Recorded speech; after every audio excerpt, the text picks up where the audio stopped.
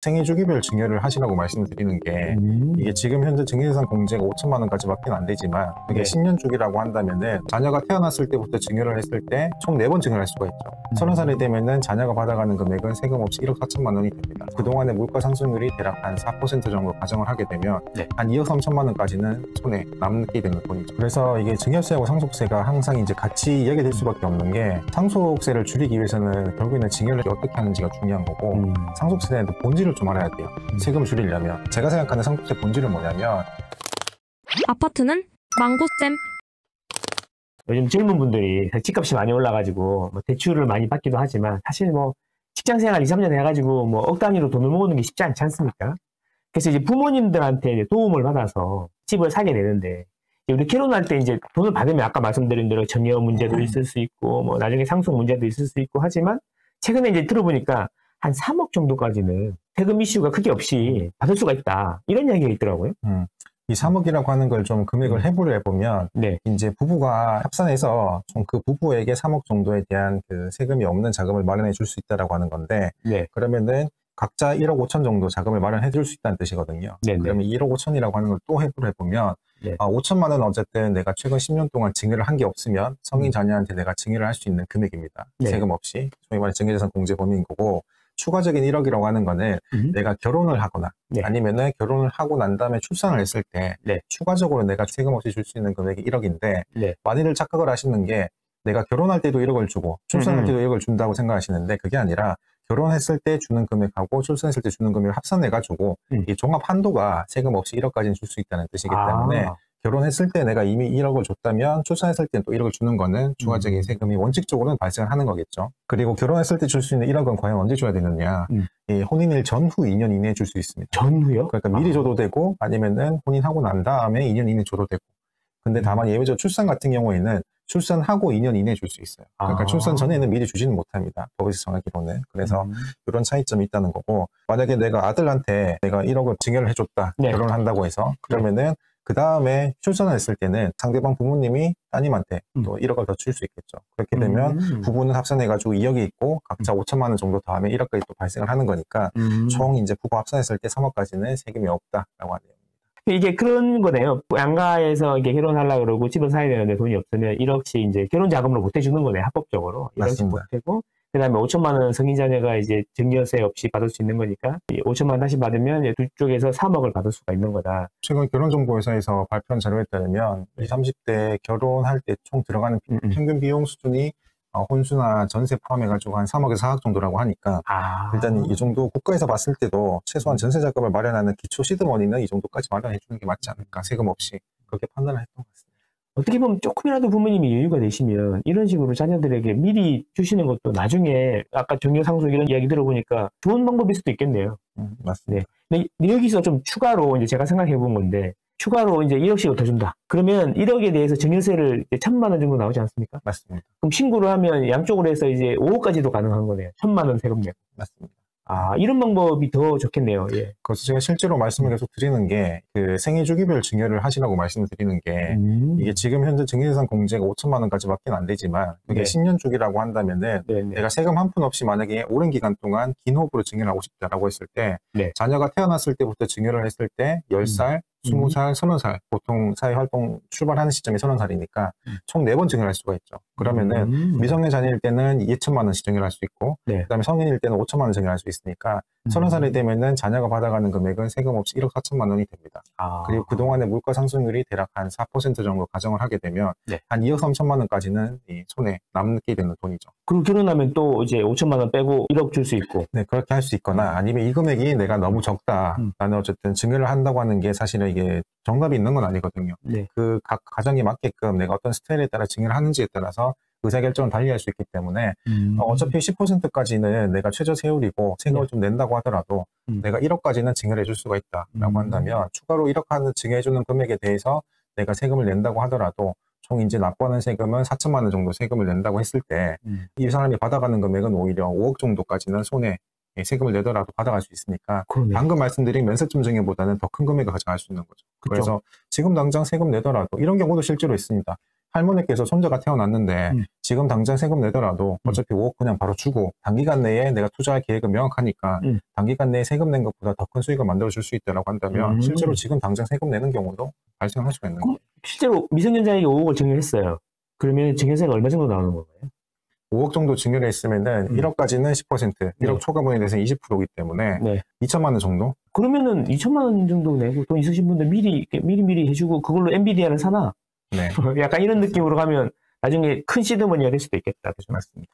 알겠습니다. 이게 그래서 미리 돈이 있든 없든 간에 생각을 해야 되는 포인트군요. 이 연권족들이 요즘에 이제 많다 이런 이야기 있었는데 보고서가 나왔더라고요. 연권족은 실제로 없고 부모님한테 돈을 조금씩 받아서 사는 사람들이 더 많더라. 이런 보고서가 있던데 빠르신 분들은 이미 이렇게 하고 계시네요.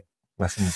그게 세무 지식이 이게 필수 지식이 됐습니다. 그래서 이게 증여세하고 상속세가 항상 이제 같이 이야기될 수밖에 없는 게 상속세를 줄이기 위해서는 결국에는 증여를 하는 게 어떻게 하는지가 중요한 거고 상속세는 또 본질을 좀 알아야 돼요. 세금을 줄이려면. 제가 생각하는 상속세 본질은 뭐냐면 이게 갑자기 누가 돌아가신다고 해서 없던 세금이 빵 터지는 게 아니고 원래 눈에 보이지 않는 세금이 수면 밑에 차곡차곡 쌓여 있다가 이게 이 사망이라는 이벤트를 통해서 빵 터지는 거기 때문에 세금을 줄이는 것도 상속 직전에 내가 어떤 부동산을 처분한다거나 현금을 내가 엄청 준다거나 이렇게 하는 게 사실 도움이 안 되는 경우가 훨씬 더 많습니다. 그래서 아주 긴 호흡 동안에 내가 어떻게 좀 증여를 할 수 있는 부분을 최대한 증여를 하고 나머지 부분에 대해서는 또 이제 추가적인 세금 절세 기법을 통해 가지고 세금을 줄이는 게 장기적으로 봤을 때는 좀 도움이 된다 말씀드리겠습니다.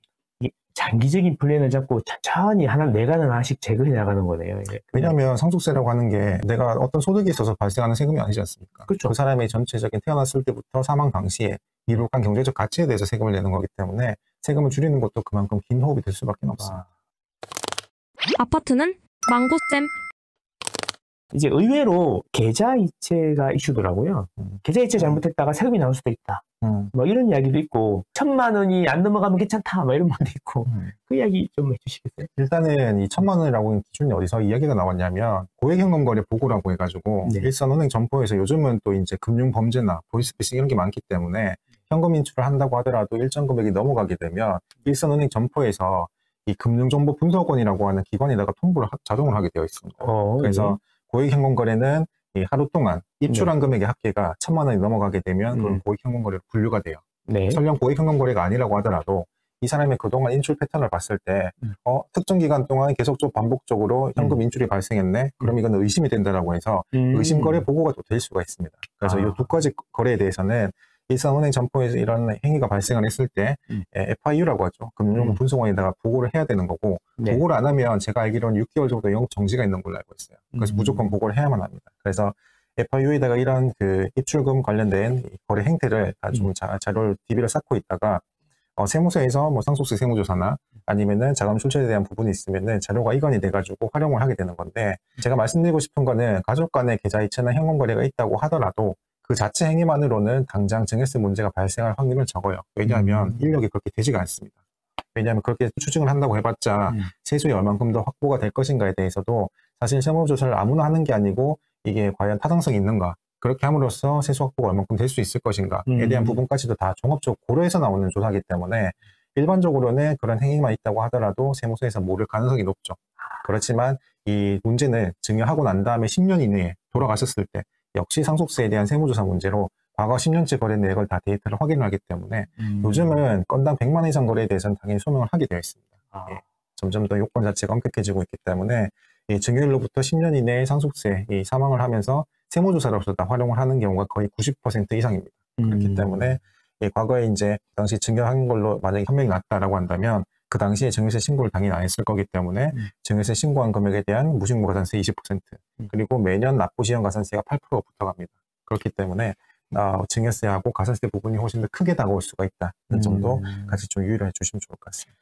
자동이체를 그냥 1,000만 원 넘게 한다 그래서 뭐 이렇게 조사가 바로 나온다 이런 것도 아니고 적게 한다 그래서 나온 것도 아니고 이게 문제가 될 수 있는 거는 실질적으로 나중에 세무조사가 나왔을 때 어차피 다 보게 돼 있다. 1,000만 원을 넘기고 왔는 거 이런 게 중요한 게 아니네요. 맞습니다. 이게 뭐 부부랑 하는 거랑 부부 아닌 가족이랑 하는 거랑 다르다고 이러는데 그 이야기는 어떤 이야기?